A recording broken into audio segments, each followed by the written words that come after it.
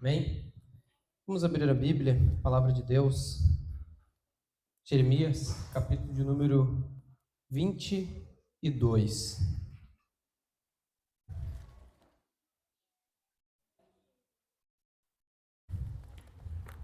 Vamos ler inicialmente do verso 1 ao verso 9.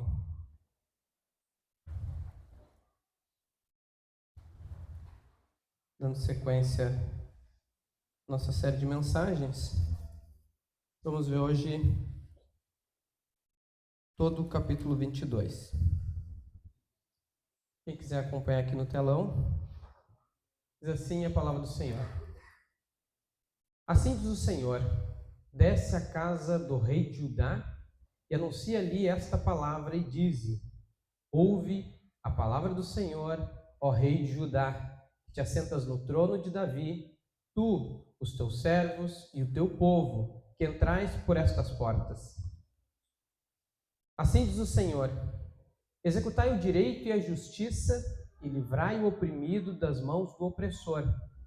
Não oprimais ao estrangeiro, nem ao órfão, nem à viúva. Não façais violência, nem derramais sangue inocente neste lugar.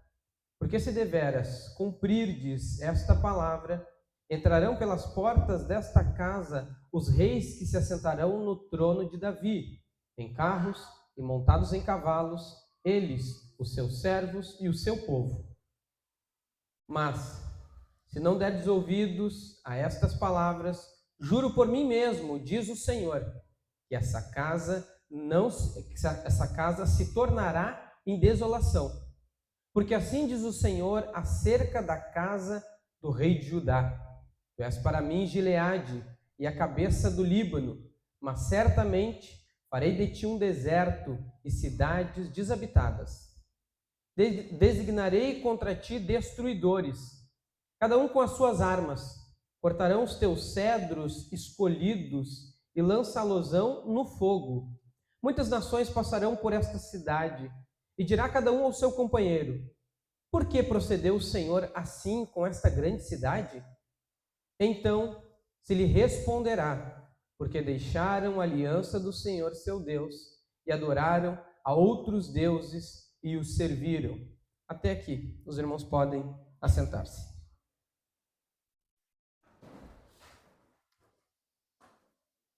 Uma das características que eu digo assim que a gente encontra nessa série de Jeremias é que parece que toda pregação é juízo. Toda pregação ela vem com, digamos assim, inicialmente um tom negativo, e não é muito distante do que realmente é a realidade do texto bíblico. E hoje nós vamos ver, de forma resumida, do capítulo 22, o que acontece quando os tiranos governam?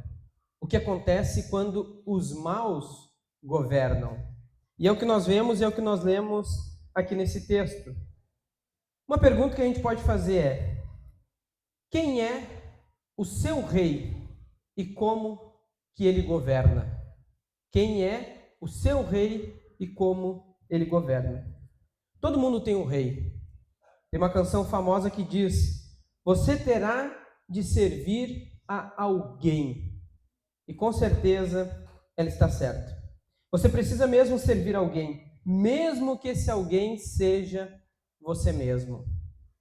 O que nós vamos ver, e eu costumo usar essa expressão, o trono do nosso coração, ele nunca está vazio. Ele nunca está desocupado. Sempre alguém está reinando.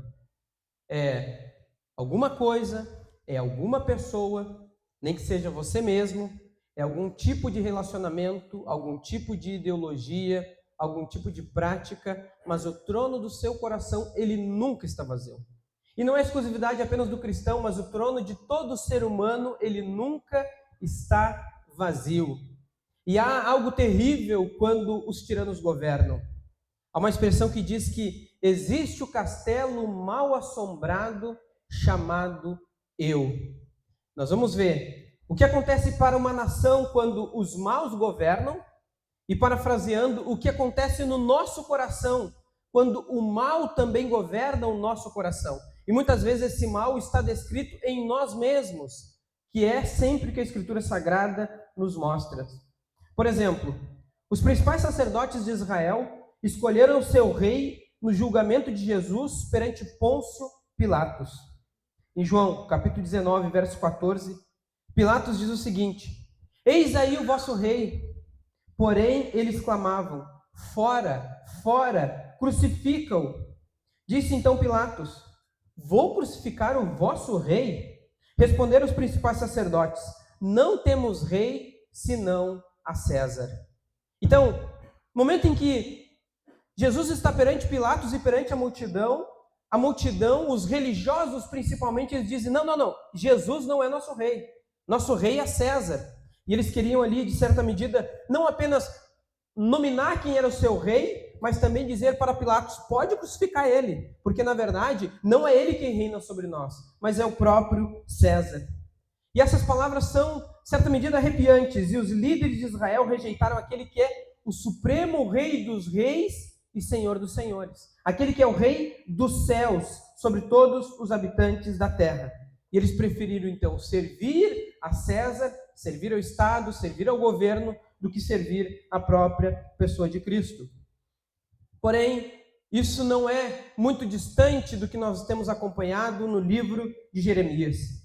Por exemplo, vemos que Jeremias profetiza em Jerusalém pouco antes do exílio babilônico, quando reis ímpios naufragam a nação numa injustiça e na idolatria. Aqui o texto do capítulo 21 e o capítulo 22, ele nos fala sobre os 4 últimos reis da nação de Israel. O quinto, ou seja, de trás para frente, o quinto rei foi o último rei bom, que foi o rei Josias. Depois de então, vem 4 reis maus até o momento do exílio. E é durante o período desses reis maus, o final do período do rei bom e o período dos reis maus, que Jeremias então ele está exercendo o seu ministério e profetizando. Parafraseando, imagine você uma cidade onde o prefeito ele vive num palácio luxuoso, ele vive em abundância, ele vive ali na extrema riqueza, mas nas ruas dessa cidade não existe esgoto, não existe água potável, não existe eletricidade, e simplesmente o povo está passando por miséria, mas o palácio do prefeito ele está ali em grande opulência. É mais ou menos isso, e também não é muito distante de algumas cidades brasileiras, mas é mais ou menos isso a disparidade que nós vemos aqui no que nos relata o capítulo de número 22. Vamos ver que Deus exige a justiça dos líderes da nação e de cada cristão. Veremos como é as consequências da desobediência, como que Deus ele reage diante dessa disparidade, onde aqueles que têm a condição de exercer justiça, eles não exercem, e ao contrário, eles se usam dos pobres, dos necessitados, para estarem em uma vida em abundância. E nós vemos que isso é fruto da desobediência e da idolatria. Entrando no capítulo de número 22, um dos versículos chaves é o verso de número 3, que diz assim: assim diz o Senhor, executai o direito e a justiça, e livrai o oprimido das mãos do opressor. Não oprimais ao estrangeiro, nem ao órfão, nem à viúva. Não façais violência, nem derrameis sangue inocente neste lugar. Então, o que o profeta Jeremias ele vai nos dizer, e se nós formos ver o capítulo 22, a expressão assim diz o Senhor, ela é encontrada diversas vezes no capítulo de número 22. O verso de número 1, que nós vamos ler, o verso de número 3, o verso de número 6, o verso de número 11, o verso de número 18, o verso de número 24 e o verso de número 30. Ele diz a expressão, assim diz o Senhor. Então, a mensagem ela vem pela boca do profeta, mas o conteúdo é do próprio Deus. O profeta é usado por Deus, mas ele diz não de si mesmo. Ele não diz não da sua opinião, mas ele diz, assim diz o Senhor. Verso número 1. Desce à casa do rei de Judá e anuncia esta palavra. E diz, ouve a palavra do Senhor ao rei de Judá, que te assentas no trono de Davi, tu, os teus servos e o teu povo que entrai por estas portas. O que nós vemos aqui, no verso 1 e o verso de número 2, é que a mensagem é destinada ao rei de Judá. E nós podemos ver que o que nos relata o verso de número 3 ele se descreve a qualquer rei em qualquer tempo. Mas especificamente o verso 1 diz que ele desceu à casa do rei de Judá e ali anunciou essa palavra, porque ele estava no templo, que é mais alto, e ele desce então até o palácio real. E nós podemos dizer que a realeza de Judá é um desastre real. Os reis de Judá são um verdadeiro desastre. Por quê? É o que nós temos acompanhado nos 20 capítulos do profeta Jeremias. O desastre da nação e dos reis.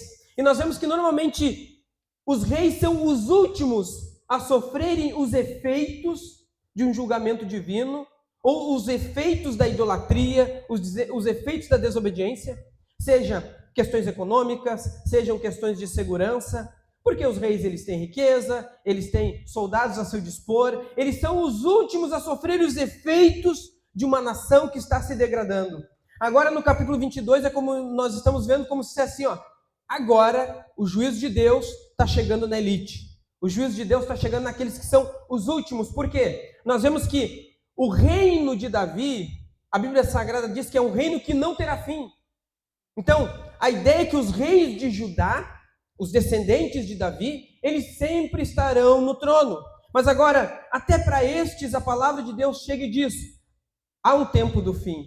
Há um tempo em que o reino, que a palavra de Deus diz que não terá fim, ele está se esgotando. Pelo menos a monarquia de forma legítima do reino de Judá, ela está se esgotando. Então, os últimos reis de Judá é como se eles tivessem sido levados pelo vento. Jeremias então profetiza contra eles estas palavras. Basicamente no verso número 2, aquele que se assenta no trono de Davi, os teus servos e o teu povo que entrai por estas portas. Ele está dizendo ao rei e ao povo, a palavra de Deus é a seguinte: executem justiça e juízo. Por exemplo, o oprimido das mãos do opressor, livrai-o. Não oprimais ao estrangeiro, aquele que não tem terra, aquele que não tem lar, não oprimam. Não oprimam também os órfãos, aqueles que não têm pais, aqueles que não têm quem lhes cuide, não os oprimam. Nem a viúva, ou seja, naquela época, aquela que não tinha marido ou não tinha alguém que financeiramente a sustentasse e a cuidasse. Mas não façais violência, não dê mais sangue inocente nesse lugar. E aí vem condicionado com o que nós encontramos em Deuteronômio 28. Se o povo de Deus obedece, a bênção de Deus está sobre eles. Se o povo de Deus desobedece, a bênção de Deus não está mais sobre eles, mas sim o castigo e o juízo. E é o que nós vemos no verso número 4. Ele diz assim, se vocês cuidarem dos órfãos, do estrangeiro, do necessitado, do pobre, se vocês não fizerem violência contra os inocentes, se vocês executarem o direito de forma justa, tudo isso, olha o que nos diz o verso número 4. Se cumprides esta palavra, então entrarão pelas portas desta casa os reis que se assentarão no trono de Davi, em carros montados em cavalos, eles, os seus servos e o seu povo.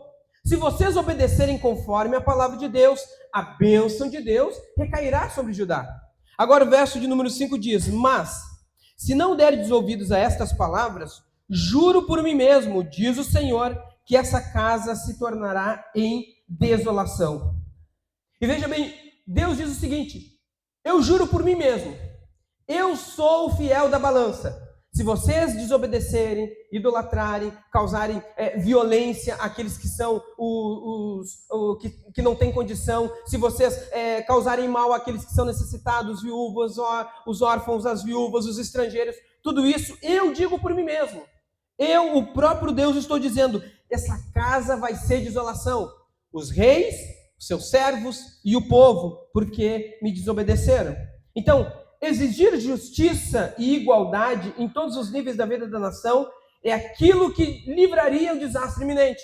Então Deus está dizendo, se vocês se livrarem disso, mudarem o seu comportamento, a sua forma de viverem e liderarem a nação, com certeza, eu digo por mim mesmo, vocês estarão bem. Mas eu também prometo, que se vocês desobedecerem a tudo isso, essa palavra se cumprirá sobre vocês. Vocês estarão debaixo de juízo. Então, essa é uma profecia de desastre, mas de um elemento condicional, que nós temos visto ao longo do profeta. Se vocês se voltarem para Deus e obedecerem, Deus estará com vocês.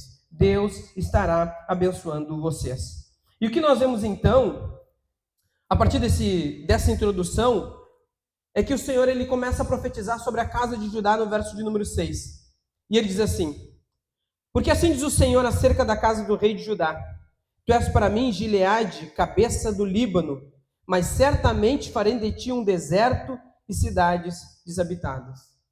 Ele diz o seguinte: é como se fosse, olhe para o Líbano, olhe para Gileade, e na expressão do texto bíblico, tu és para mim Gileade, a cabeça do Líbano. Dois lugares lindos, dois lugares em que a beleza, dois lugares em que ali algo agradável aos olhos, e o Senhor diz o seguinte: tu és para mim assim, eu te amo dessa forma, tu és o meu povo, eu quero o teu bem, tu és a minha beleza, porém, final do versículo de número 6, certamente farei de ti um deserto e cidade desabitada, porque tu não me honra, porque tu não me adora, porque tu é idólatra, porque tu é rebelde, ainda que aos meus olhos vocês sejam preciosos, todavia eu farei deste lugar lindo um lugar deserto e cidades desabitadas. Verso número 7, eu mandarei contra ti destruidores, eu enviarei contra ti aqueles que vão te destruir, cada um com as suas armas, cortarão os teus cedros escolhidos e lança-losão no fogo. Eu vou enviar contra vocês aqueles que vão pegar o seu machado e vão destruir as suas construções. Aqueles que vão pegar os seus cedros escolhidos e vão lançá-los no fogo. E a gente vai ver um pouco mais adiante por que ele cita os cedros. Por que ele está dizendo que alguém vai vir e vai cortar, exemplificando de que os babilônios que vão vir, eles vão ser usados por Deus não apenas para cortar os palácios, derrubar o templo, mas também para exemplificar que o próprio reino de Judá está sendo cortado diante da presença de Deus. O próprio reino que Deus disse que não terá fim, será cortado por causa da idolatria e da desobediência. Verso 8. Muitas nações passarão por esta cidade, Jerusalém no caso, e dirá cada um ao seu companheiro: por que procedeu o Senhor assim com esta grande cidade? Olha, essa cidade bela, grande, oponente, conhecida por vários feitos ao longo da história, as pessoas passarão e um dirá para o outro: olha que coisa terrível, que desolação, que tristeza, olha o que Deus fez com este povo e com essa cidade. E eles se perguntarão então: por que o Senhor fez isso com essa cidade? Por que Deus executou juízo tão terrível sobre eles? Verso número 9. Então lhe responderá: porque deixaram a aliança do Senhor, seu Deus, e adoraram a outros deuses e os serviram. Vemos que no verso de número 9, a palavra de Deus nos responde que há um motivo pelo qual Deus, ele executou juízo sobre a cidade de Jerusalém, é um motivo único: adoraram a outros deuses e os serviram. O problema da nação continua sendo o problema de sempre: idolatria. Deus não está reinando no trono do coração do seu povo. Deus não está reinando no meio da nação. E este é o motivo pelo qual, então, a palavra de Deus nos diz no verso de número 9. Há um motivo pelo qual, e nós podemos compreender, os últimos 22 capítulos de Jeremias, eles podem ser resumidos no verso de número 9. Assim diz o Senhor: porque me desobedeceram, porque foram idólatras, foram rebeldes, adoraram a outros deuses, e por causa disso, então, é que todo esse mal veio sobre eles, porque eles deixaram a minha aliança, a aliança que eu fiz com eles. E com isso, nós vemos que, assim como o Isaac pregou semana passada, identificou pela primeira vez quem era o povo de juízo, que eram os babilônios, agora também nós vemos novamente que os destruidores são identificados. Eles cortarão os cedros mais elegantes, as madeiras do templo, a casa, ou seja, o palácio do rei, e eles então lançarão no fogo. Vemos que o juízo de Deus vai cortar o próprio reinado e vai lançar no fogo. Deus está dizendo: aqueles que não me servem, aqueles que não me adoram, eles serão extirpados, eles serão retirados do meio da nação. E aí nós vamos ver então 4 oráculos, ou seja, 4 predições, profecias, mensagens que o profeta Jeremias ele tem e ele dá neste capítulo de número 22. Ele pega os 4 últimos reis e ele profetiza no capítulo 21 e 22. Hoje nós vamos ver 3 reis e mais uma predição sobre Jerusalém. O primeiro oráculo é o versículo de número 10, 11 e 12, sobre o rei Jeoacás. Ele diz assim, verso 10. Não choreis o morto, nem o lastimeis. Chorai amargamente aquele que sai, porque nunca mais tornará, nem verá a terra onde nasceu. Porque assim diz o Senhor acerca de Salum, filho de Josias, rei de Judá, que reinou em lugar de Josias, seu pai, e que saiu deste lugar. Jamais tornará para ali, mas no lugar para onde o levaram cativo, morrerá e nunca mais verá essa terra. O último rei bom foi Josias. Jeremias começa a profetizar no meio do reinado do rei Josias. E então, quando Josias morre, ele reinou por cerca de 40 anos, nós vemos que quem sucede ele é Jeoacás. E Jeoacás foi escolhido pelo próprio povo para suceder o rei Josias. Porém, na época em que Jeremias escrevia, Jeoacás já havia sido deposto para o Egito. Ele teve um reino muito curto, cerca de 3 meses. E é possível que ainda enquanto o rito, ou seja, o lamento pela morte do rei Josias estivesse acontecendo, em que Jeoacás já havia sido empossado no trono, ou seja, o povo ainda estava chorando e lamentando a morte do rei Josias. Mas antes de chorar amargamente por aquele que se foi, Deus, através do profeta, disse o seguinte: não chore por rei Josias. Josias foi um rei bom. Josias foi um rei que agradou a Deus. Josias foi um rei que Deus o honrou através daquilo que ele fez para o seu próprio povo. Mas Deus diz o seguinte: chorem pelo seu filho, porque ele foi levado para o Egito. Ele governou 3 meses, foi levado para o Egito. E tem uma coisa, ele nunca mais voltará. Chorem por ele, porque ele não vai voltar à terra dos seus pais. Ele não vai voltar à terra da sua nação. Então ele diz, não verá novamente, mas ele morrerá no Egito. O que nós vemos das poucas coisas que se sabe desse pequeno período, é que de alguma maneira Deus não se agradou do reinado de Jeoacás. E por isso então ele teve um breve reinado. O segundo oráculo, a segunda predição, é do versículo de número 13 ao verso de número 19, que é sobre o rei Jeoaquim. Verso de número 13. Ai daquele que edifica a sua casa com injustiça e os seus aposentos sem direito, que se vale do serviço do seu próximo, sem paga e não lhe dá o salário. Que diz, edificarei para mim casa espaçosa, largos aposentos, e lhes abrirei janelas, e forrará de cedros, e a pinta de vermelhão. O rei Jeoaquim, ele tem o seguinte, ele pagava impostos primeiro para o Egito, depois pagava impostos para os babilônios. A nação estava passando por uma dificuldade financeira. Todavia, esse rei, ele olha para o seu palácio, ele olha para os seus bens e ele diz assim, independente da circunstância, basicamente assim, independente de como o povo vive, eu quero ter um grande palácio. E eu vou fazer para mim um palácio muito suntuoso. E olha o que diz o verso número 13, ele começa dizendo, ai daquele. E esse ai pode ser traduzido como maldito seja. Maldito é aquele que edifica a sua casa com injustiça e os seus aposentos sem direito. Se vale do serviço dos seus trabalhadores e não os paga. O que o profeta está dizendo é o seguinte, este rei, sem recursos, queria se tornar opulento, queria mostrar sua grandeza, independente da situação da nação. Então, ele coloca trabalhadores e não os paga. Ele contrata construtores e não lhes paga o salário. Então, a Bíblia Sagrada diz, maldito é aquele que do serviço do seu próximo não paga nem lhe dá salário. Mas diz, independente disso, eu quero uma casa espaçosa, eu quero uma casa que os outros olhem, eu quero uma casa que perante os outros reis eu possa demonstrar grandeza, independente da situação do povo.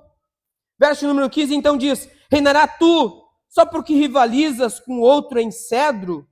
Acaso teu pai não comeu e bebeu e não exercitou o juízo e a justiça e por isso lhe sucedeu o bem? O profeta diz assim: não é um grande palácio que faz um rei. Não é um palácio opulente com uma grandiosidade que faz um rei. Mas o que faz um rei é servir ao seu povo. O que faz um grande rei é ter a bênção de Deus. O que faz um grande rei é executar a justiça, o direito, o cuidado com os necessitados. E é então que no verso de número 15 ele diz: teu pai foi o contrário. Teu pai não teve um palácio muito grandioso, ele não teve muitas riquezas, mas olha o que nos diz o verso número 15. Porém não comeu, não bebeu, e não foi feito juízo e justiça, e por isso lhe sucedeu bem. Deus abençoou teu pai, porque ele foi fiel. Deus abençoou teu pai, porque ele foi justo, cuidou do órfão, da viúva, do estrangeiro, do necessitado, porque ele não deixou violência no reino. Porque normalmente a violência está associada à postura dos líderes, da liderança. Toda vez em que nós temos governantes maus, que lideram para si mesmo, governantes que estão no poder apenas para se prevalecer ou se beneficiar da riqueza do seu povo, a segurança ou a insegurança ou a injustiça, elas começam a predominar.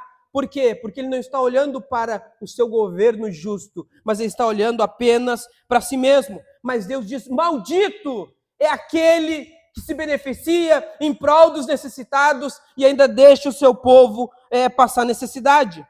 Verso 16. Julgou a causa do aflito e do necessitado, por isso tudo lhe ia bem. Porém não é isso conhecer-me. Deus diz: o rei Josias foi bom e ele me conhecia, porque ele guiava, liderava com justiça. E olha o verso 17 sobre o rei Jeoaquim. Mas os teus olhos e o teu coração não atentam para a tua ganância e para derramar o sangue inocente e para levar a efeito a violência e a extorsão. Por isso assim diz o Senhor acerca de Joaquim, filho de Josias, rei de Judá: não lamentarão dizendo: ai meu irmão, ou ai minha irmã, nem lamentarão dizendo: ai Senhor, ou ai sua glória. No momento em que esse rei morrer, as pessoas não vão lamentar, elas vão se alegrar por causa de um rei injusto. No momento em que ele morrer, simplesmente as pessoas não vão, de alguma forma, se lamentar e chorar. Pelo contrário, elas vão lembrar da sua ganância, elas vão lembrar do derramar sangue inocente, elas vão lembrar da violência, da extorsão, e elas vão dizer: que bom que foi, que bom que morreu, que bom que já não está mais entre nós. Verso 19: como se sepultam um jumento, assim o sepultarão, arrastá-lo-ão e o lançarão para bem longe, para fora das portas de Jerusalém. O Senhor lembra Joaquim do reinado do seu pai, mas o Senhor também profetiza sobre ele a sua maldição, que é o que lhe aconteceria por ser um rei injusto. E nós vemos que quando a Babilônia invade a cidade de Jerusalém, aconteceu exatamente o que o profeta ele mencionou. O rei morreu fora da cidade, como um animal exposto ao tempo, como uma carcaça em que os abutres eles poderiam comer. Por quê? O historiador Joséfo registra que ele foi jogado diante das muralhas sem qualquer enterro. Extravagante e egoísta na vida, morreu desonrado na morte. Então, Deus está executando juízo.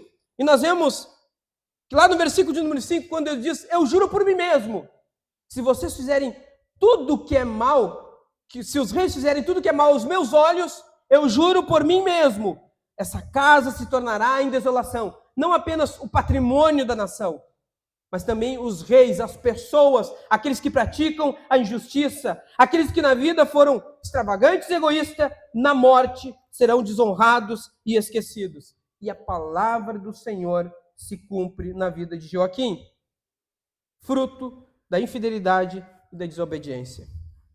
Terceiro oráculo, verso de número 20 em diante. Nós vemos que é sobre a cidade de Jerusalém.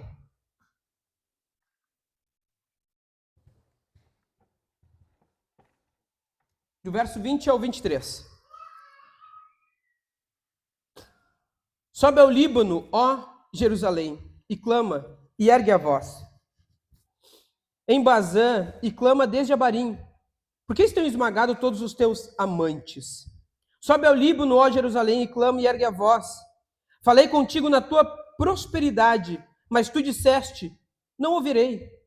Tem sido este o teu caminho desde a tua mocidade, pois nunca deste ouvidos à minha voz.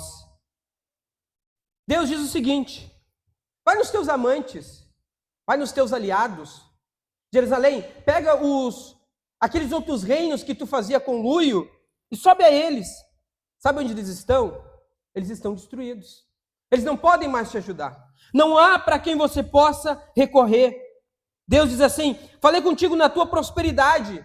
E o Isaac também pregou semana passada que Deus falava e eles diziam: não temos ouvido, não temos tempo para ouvir o que Deus quer. Então Deus diz assim: ó, vocês eram prósperos, e eu dizia: me sirvam, sejam fiéis, não sejam idólatras, não sejam rebeldes. Então eu falei para vocês quando vocês eram ricos e prósperos, mas tu disse: não quero ouvir a Deus.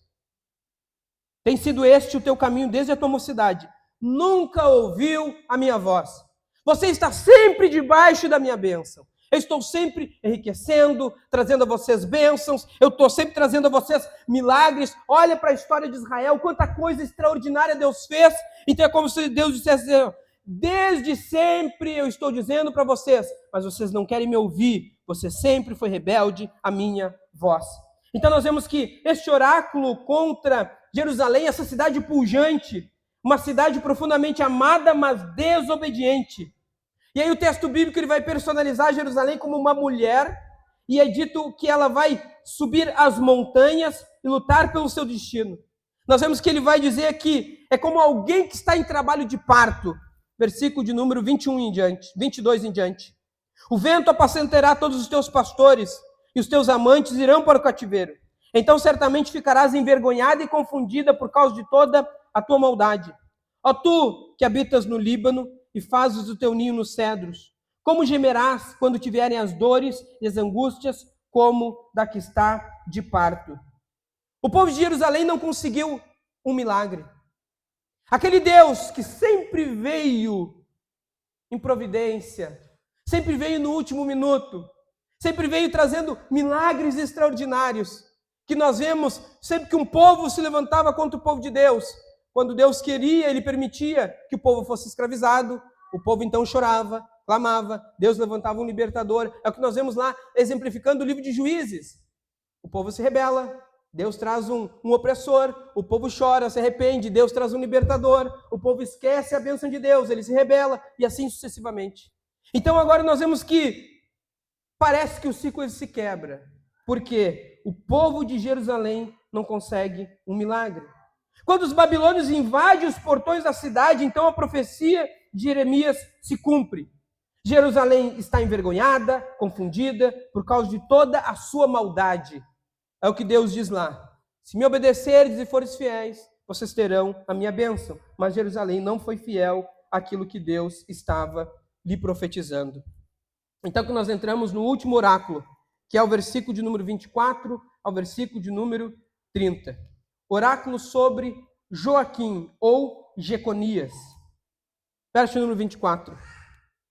Tão certo como eu vivo, diz o Senhor, ainda que Jeconias, filho de Joaquim, rei de Judá, fosse o anel do selo da minha mão direita, eu dali o arrancaria. Entregar-te-ei, ó rei, nas mãos do que procuram tirar-te a vida, nas mãos daquele a quem temes, a saber, nas mãos de Nabucodonosor, rei da Babilônia, e das mãos dos caldeus. Lançar-te-ei a ti e a tua mãe, que te deu a luz, para outra terra, em que não nasceste, e ali morrereis. Mas a terra da qual eles têm saudades, ela nunca tornarão. Acaso este Jeconia, homem vil, coisa quebrada, objeto de que ninguém se agrada? Porque foram lançados fora, ele e os seus filhos, e os arrojados para a terra que não conhecem.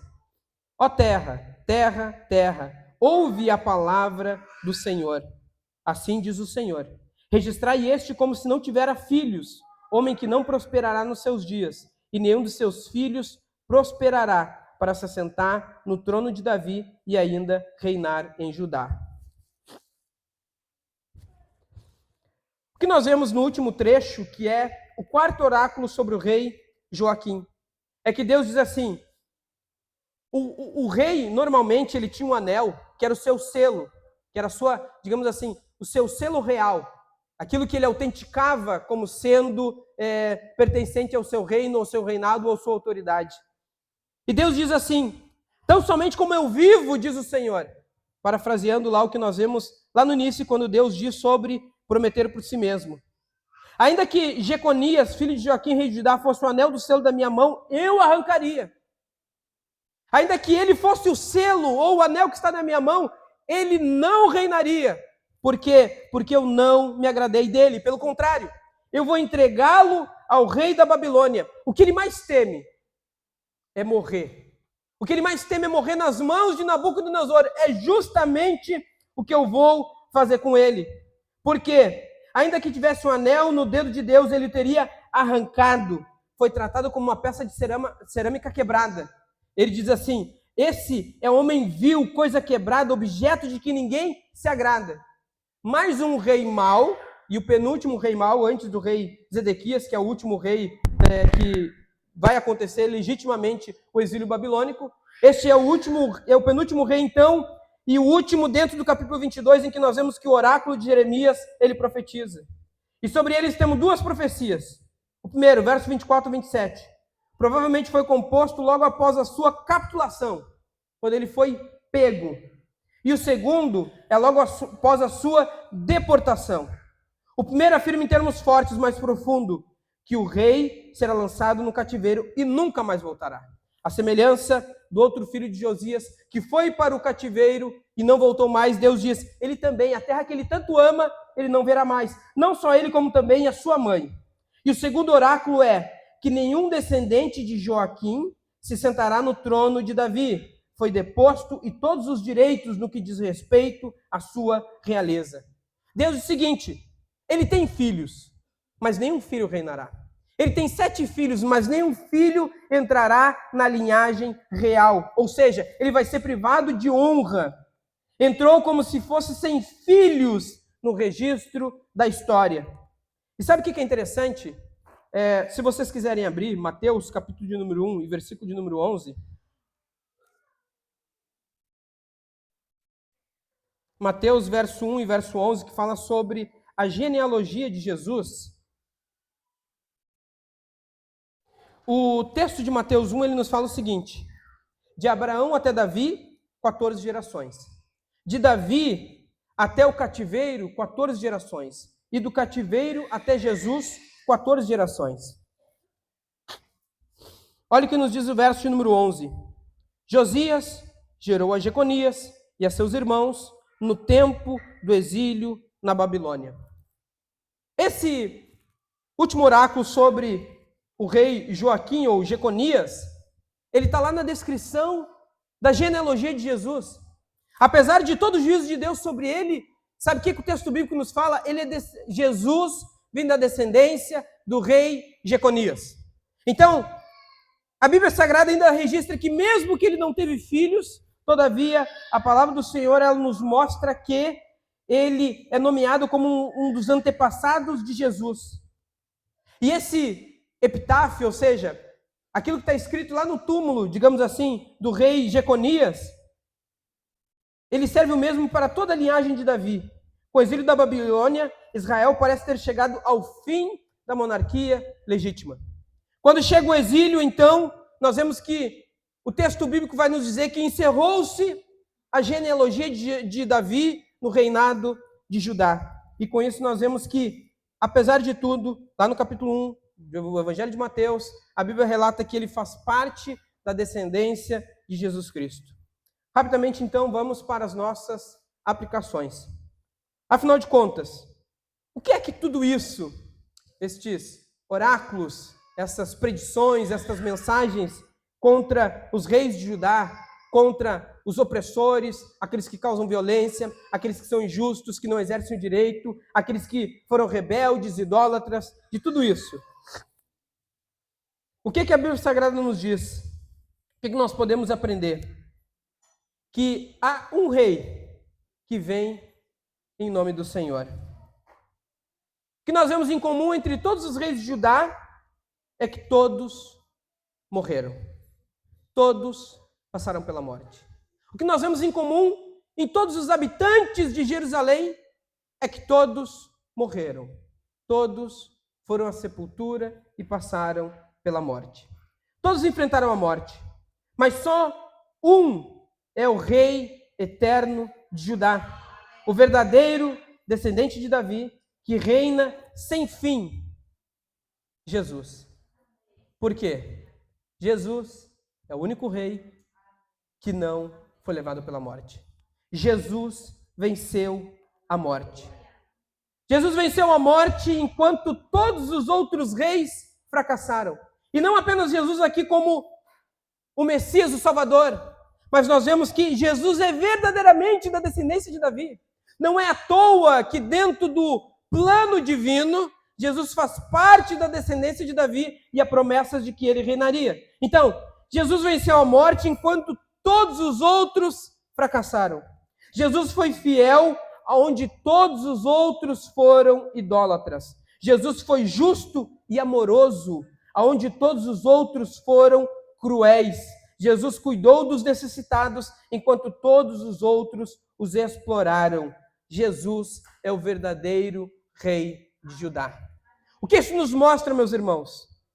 É que existe um rei que é atemporal. Existe um reino que é o reino de Cristo, que está acima de todos os outros reinos, de todas as mazelas, de todas as tristezas, de todas as dificuldades dos reinos anteriores. Os últimos 4 reis de Judá são reunidos numa passagem, capítulo 22, para demonstrar a inutilidade de qualquer rei que não seja Cristo.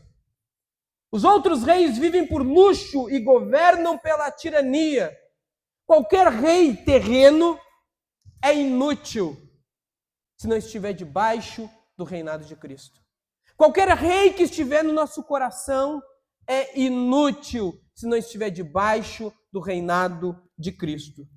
O mesmo acontece sempre que nos afastamos do governo de Deus para servir a qualquer coisa, para servir a qualquer pessoa, para servir a sequer que seja a nós mesmos, porque todos os reis são tiranos.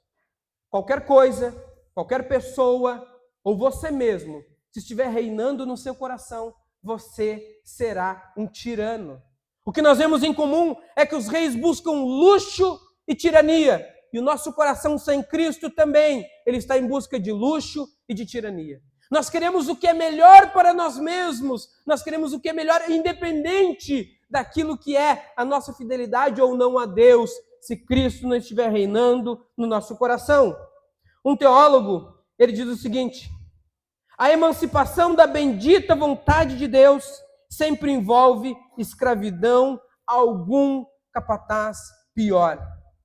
Quando nós queremos nos emancipar da pessoa de Deus, quando nós não queremos mais que Deus reine sobre nós, sobre o nosso coração, ele diz o seguinte: envolve escravidão a algo pior. Qualquer coisa que não seja Deus reinando é algo pior, é um capataz pior que vai nos escravizar. Sejam os nossos desejos, sejam as nossas necessidades, sejam as nossas intenções, sejam os nossos projetos. De qualquer forma, sempre será pior. Então, há um custo de se emancipar sobre Deus. E esse custo é sempre seremos escravos. Sempre seremos escravos de alguma coisa ou de algo se Cristo não estiver reinando. Então, o epitáfio que nós lemos sobre o último rei, que a palavra de Deus diz que ele não seria honrado e não teria linhagem, também nós vemos que, de certa forma, há um propósito para isso. A legítima linhagem de Davi terminou ali no exílio babilônico, mas Deus estava guardando a coroa para o verdadeiro Rei dos Reis, que é a pessoa de Jesus Cristo, porque Jesus Cristo é o Rei a quem pertence a coroa. Lembramos nós quando Lucas capítulo 19, verso 37, que diz: e quando Jesus se aproximava da descida do Monte das Oliveiras, a multidão dos discípulos passou, jubilosa, a louvar a Deus em alta voz, por todos os milagres que tinham visto, dizendo: bendito é o Rei que vem em nome do Senhor, paz no céu e glória nas maiores alturas. bendito é por Jesus Cristo, o Rei que vem em nome do Senhor. Então Jesus é o verdadeiro Rei que os reis terrenos não conseguiram ser. Nós só encontraremos satisfação e plena vida na pessoa de Jesus Cristo. Por exemplo, Jeremias profetizou, mas Ezequiel também profetizou acerca do reinado de Cristo, a monarquia que nunca acabaria. Ezequiel, capítulo 21, versículo 25 e 26, diz assim: E tu, ó profano e perverso, príncipe de Israel, cujo dia virá no templo do castigo final, assim diz o Senhor, tira o diadema e remove a coroa.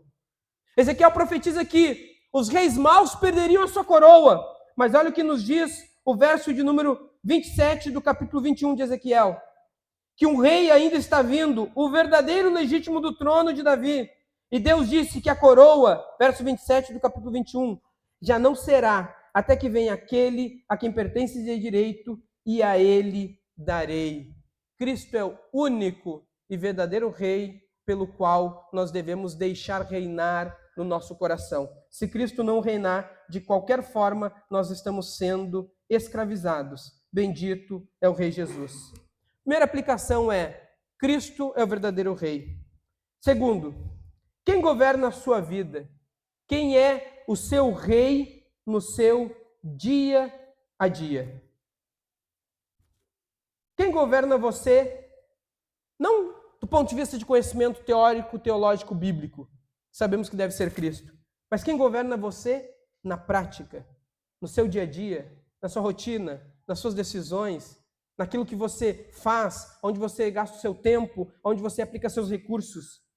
Um homem que serviu a Cristo como verdadeiro rei foi Policarpo, bispo de Esmirna.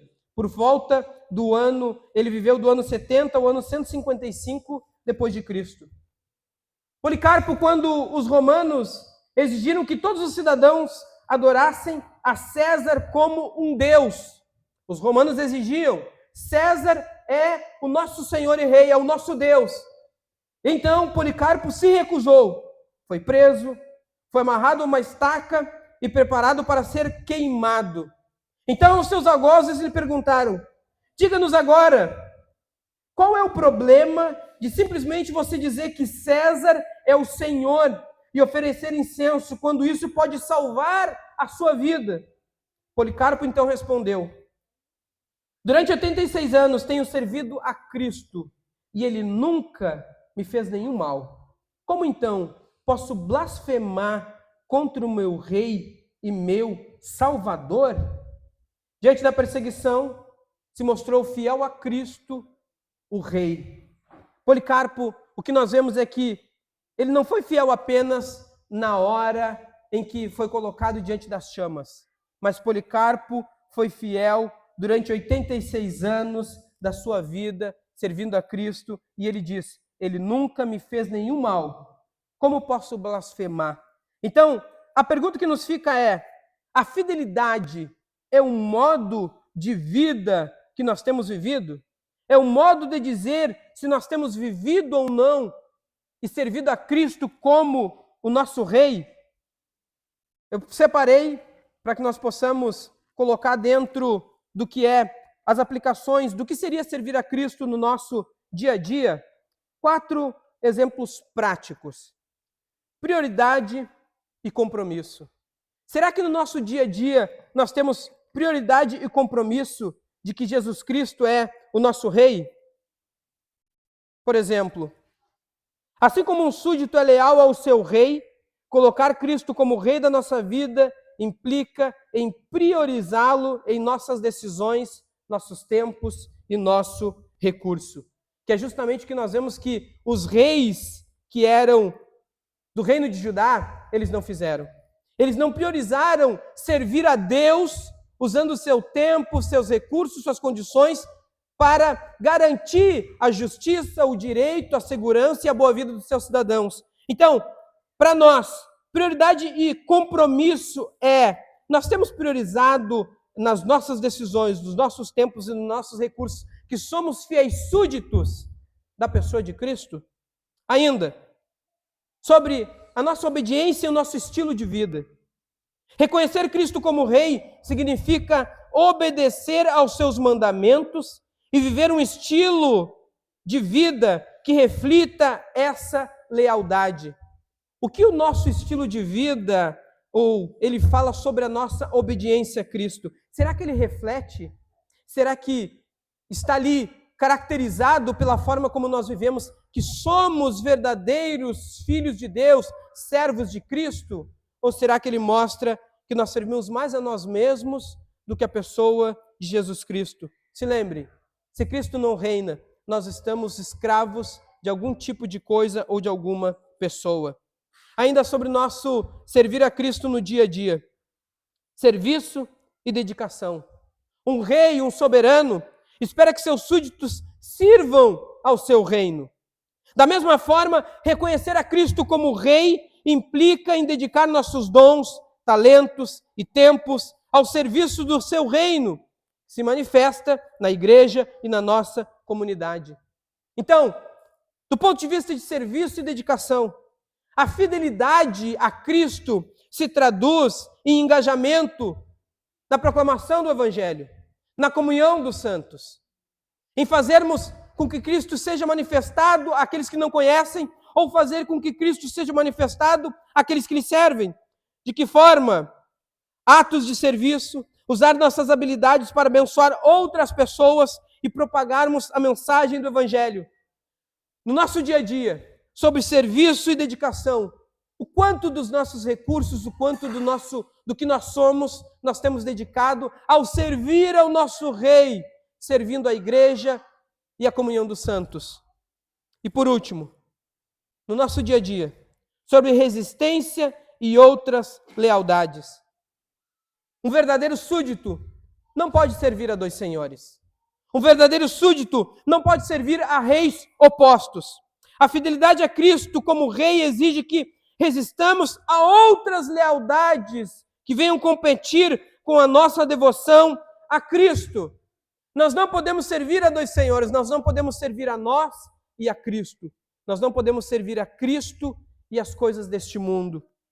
Isso pode incluir a busca incessante por aquilo que os reis normalmente buscam, e que se nós reinamos no nosso coração, nós também vamos buscar.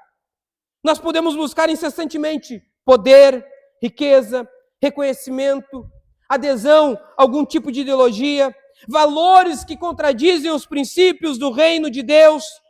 A fidelidade a Cristo se expressa então como autoridade máxima na nossa vida.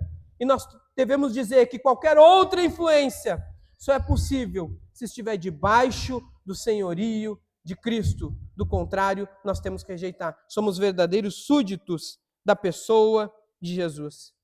A fidelidade a Cristo como rei não deve ser apenas uma declaração verbal, intelectual, racional, do nosso ponto de vista do conhecimento, mas sim se evidencia quando em todas as áreas da nossa vida nós submetemos a Cristo como nosso único e verdadeiro rei, dizendo: Senhor, tudo que tenho, tudo que sou, tudo que faço está debaixo do teu senhorio. Eu quero viver para ti. Senão nós corremos o risco de, apesar de não sermos reis de Judá, nos comportarmos como os reis de Judá, aqueles que, em vez de serem fiéis a Deus, foram fiéis a si mesmo. Vamos colocar em pé? O tempo tem chegado, teria uma última aplicação, que é: conhecer a Cristo é praticar a justiça, que nós vemos foi o que acabou ocorrendo com o rei Josias. Onde não há justiça, não há verdadeiramente conhecimento sobre Deus. Porém, se Cristo é o nosso rei, então você sabe com quanta humildade, justiça e retidão Cristo governa. Se você é o súdito real de Cristo, deve viver desta mesma maneira. Nós devemos olhar para a vida de Jesus. Jesus nunca desprezou os pobres, os necessitados, aqueles que tinham alguma dificuldade, aqueles que precisavam de algum auxílio. Mas Jesus sempre olhou para eles e exerceu justiça, exerceu misericórdia, exerceu compaixão. Ele tratou com humildade e com mansidão. Nós, como verdadeiros súditos do senhorio de Cristo, precisamos viver da mesma forma com que Cristo viveu, para sermos verdadeiramente filhos do seu reino. Amém? Vamos orar e pedir a Deus que Ele nos ilumine sobre todas essas coisas. Deus bendito, diante da Tua presença, nessa manhã, Senhor, fria, chuvosa, em que os Teus filhos vieram não para ver o pregador, com todas as suas deficiências e limitações, mas os Teus filhos vieram para Te encontrar neste lugar, para Te louvar, para colocar as Suas súplicas, as Suas tristezas, as Suas alegrias, seus agradecimentos. Vieram aqui para Te adorar em espírito e em verdade, através da oração, através do louvor e através da resposta ao Evangelho. Portanto, nessa manhã, ó Pai, é que nós somos desafiados por Ti, Senhor, a reavaliarmos a nossa vida, do ponto de vista de quem está reinando no nosso coração. Se não somos Teus verdadeiros súditos, somos escravizados por alguma coisa ou por alguém, mais provável que sejamos nós mesmos. Ó Pai, eu creio e eu quero crer, Senhor, que o Teu Espírito possa estar trabalhando nos corações. Que a mesma medida em que eu meditava, em que eu estudava, em que o Senhor falava comigo sobre todos os buracos da minha vida, onde basicamente eu quero ser o meu próprio rei, em que eu não quero entregar a Ti, em que eu quero ser aquele que domina, aquele que comanda, aquele que guia, aquele que lidera as áreas da minha vida, Senhor, aonde eu posso dizer, Senhor, deixa que aqui eu tomo conta, mas que normalmente acaba em escravidão, acaba em pecado, acaba em vício, acaba em tristeza e frustração, Senhor.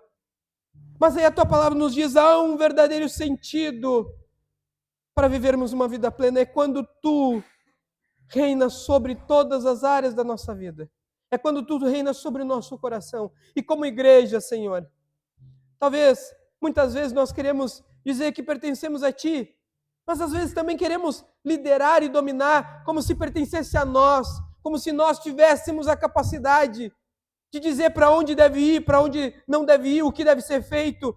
Só que se Tu, Senhor, não estiver no comando dessa igreja, nós teremos vários reinos disputando uns com os outros sobre quem é maior, sobre quem governa mais, sobre quem tem mais poder. Então nós Te pedimos, ó Pai, nos ensina como Teus filhos e Teus servos, membros desta congregação, a sermos verdadeiros discípulos de Cristo, que neguem-se a si mesmo, que tomem a sua cruz e que Te sigam com amor, com devoção, com piedade, com zelo, que foi o que nós aprendemos com aquele que rei foi bem sucedido e que Te honrou e Te glorificou. Então, Espírito Santo, nessa manhã eu Te peço, trabalha nos nossos corações. Não deixe com que o mundo domine as áreas do nosso ser que pertencem a Ti. Que todo o nosso desejo por riqueza, por poder, por alguma autoridade, ele vem estar debaixo do Teu senhorio e vem estar para Te servir e Te honrar, e não para honrar a nós mesmos. Há tantas coisas em nós que precisam ser mudadas, Senhor, há tantas coisas em nós que precisam ser corrigidas, mas que nessa manhã Tu nos oportuniza. Assim como a Tua palavra nos diz, se fizerdes o que é certo, se forem fiéis, se honrarem aquilo que a palavra de Deus diz nos seus mandamentos, a bênção do Senhor está sobre nós. E eu quero crer, Senhor, que se Tu nos traz essa palavra, porque essa é a Tua vontade, esse é o Teu querer, esse é o Teu desejo, não nos destruir, mas sim nos cuidar diante do mal que há no mundo, para que sejamos preservados e sejamos, sim, cuidados por Ti em todas as circunstâncias. É isso que eu Te peço, eu oro em nome de Jesus. Amém.